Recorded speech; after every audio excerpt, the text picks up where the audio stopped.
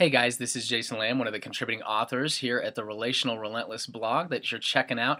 I wanted to take a couple of minutes and expand on this idea of Stations of the Manger that the team and I here at Grace Fellowship Church developed as that new and fresh way to approach the Christmas season and Christmas story with our students.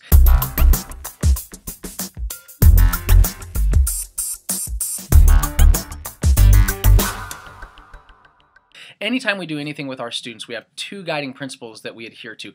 Number one, to proclaim the gospel in a clear and compelling way and allow students the opportunity to respond to the good news of Jesus Christ. And guiding principle number two, we want to challenge our students who are believers to share their faith and share the good news of Jesus Christ with a lost friend or family member, somebody that they know.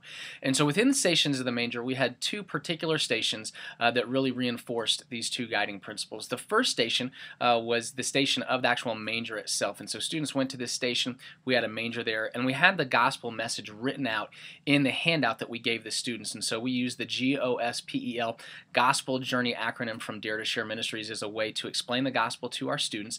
And so they were read through that and then given the opportunity to respond in one of two ways. If they're non-believing students, we challenge them to pick up one of the thank you cards at the station, write their name, email, phone number so that we could follow up with them based on the decision they were making to get them growing in their faith if they need to be, and then write out the decision that they were making, what they were choosing to believe in that day, and then they would fold that thank you card in half and drop it in the manger.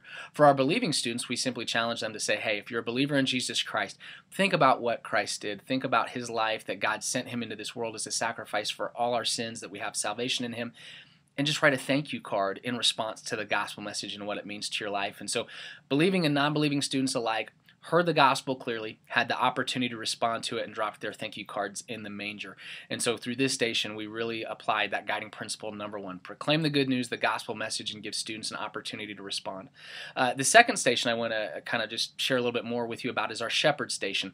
This is where students were asked to respond the same way the shepherds responded to the birth of Jesus Christ. When the shepherds left Bethlehem after seeing Jesus, they couldn't help but tell everybody that they encountered what they'd seen and experienced, and they went away praising God. And so we challenged our students, as you contemplate Jesus Christ and who he is in your life, we want to challenge you to share your faith the same way the shepherds did. And so we challenge to think of that at least one lost person in their life, friend, family member, somebody that they know, and actually challenge them to write that person's name up on the wall just as a commitment to say, this is the person I'm going to share my faith with in the new year. So at this station, we applied guiding principle number two, where we challenge our students to share their faith and share the good news of Jesus Christ.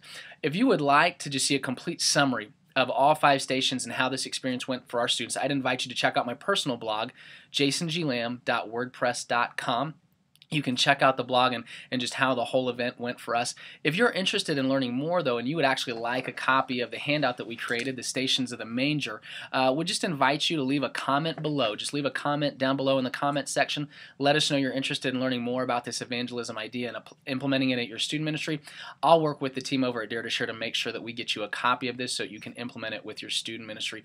Remember, even if the Christmas season has passed you by, if it's January, if it's going into Easter, if you do a Christmas in the summertime or Christmas, July, any of those times of years would be great to remind students of the birth of Christ and to do this evangelism idea. If it's just immediately after the Christmas season, doing it right before going into Easter and kind of doing the bookends of Christ's life, his birth, and then his crucifixion, resurrection, or if you do the Christmas in July or Christmas in the summertime, this is a great worship and evangelism opportunity to implement with your student ministry. So know that no matter what time of year it is, from our team here at Grace Fellowship Church, wish you a Merry Christmas and may God bless you and your ministries.